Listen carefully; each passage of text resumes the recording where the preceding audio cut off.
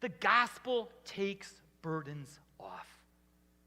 There's an account of an old farmer. His name was Nathan Coles.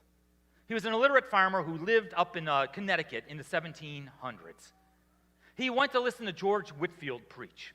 George Whitefield, we don't talk about him too much, but George Whitefield was this American evangelist. He preached over 18,000 sermons to over 10 million people. And he went to hear one of Whitefield's sermons. And Nathan Cole says, "My hearing him preach gave me a heart wound. By God's blessing, my old foundation was broken up, and I saw that my righteousness could not save me." Do you get that? He finally understood it. The burdens were lifted off of him. It wasn't his actions. It wasn't his own righteousness that could save him, but it was only by Christ. Now, I'm bringing this to you because, straight up, in the Christian church, here at our Savior, it's easy for Christians to fall down two different paths of advice giving. Okay, and in all honesty, I hear it. It's like, no! It's like, but it's easy for us to do this. One is legalism, and the other one is relativism.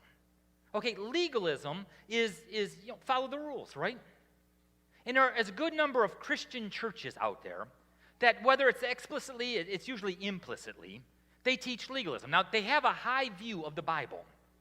But through their teaching, oftentimes implicitly, they say that unless you do this, unless you go to church so many times, unless you don't drink alcohol, unless you don't dance, unless you do these things or don't do these things, well, then you're really not a Christian. And they place all of these extra biblical laws and rules on you. My friends, that legalism is putting a burden on, not taking it off. And when you do that, this works righteousness, you lose the gospel. Another path that many Christians take is relativism. I mean, this is running rampant in our world today, relativism.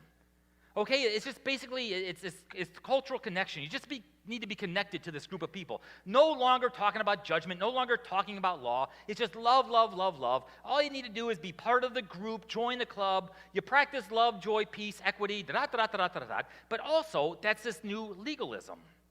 Because unless you do these things, unless you belong to this club, unless you do these things, you're not saved. And it's placing the burdens on.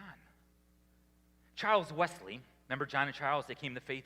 Charles Wesley wrote 6,500 hymns.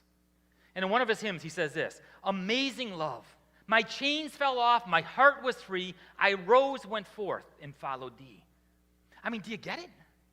He finally understood the gospel. Your amazing love, my chains fell off, and I was free. That's what the gospel is. It's this complete freedom. The burdens are taken off of us. It's not you. It's all God.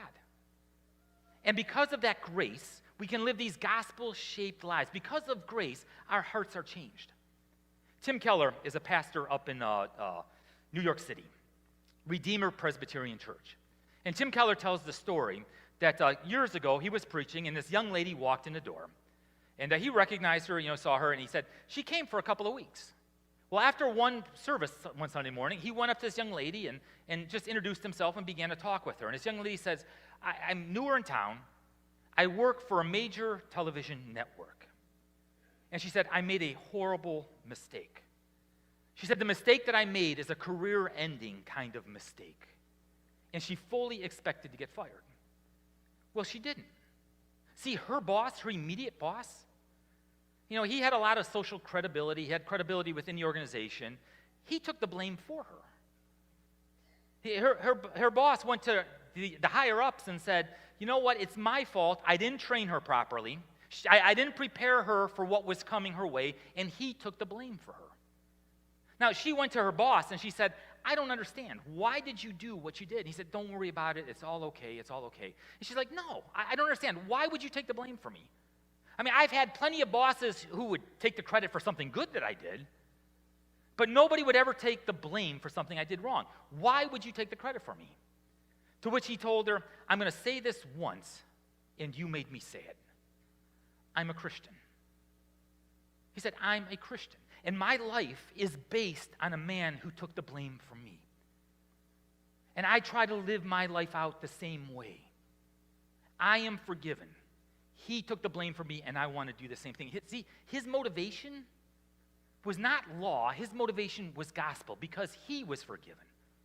Because somebody took the blame for him, he wanted to do the same thing. It was the gospel that shaped his heart, that changed his heart and shaped his life.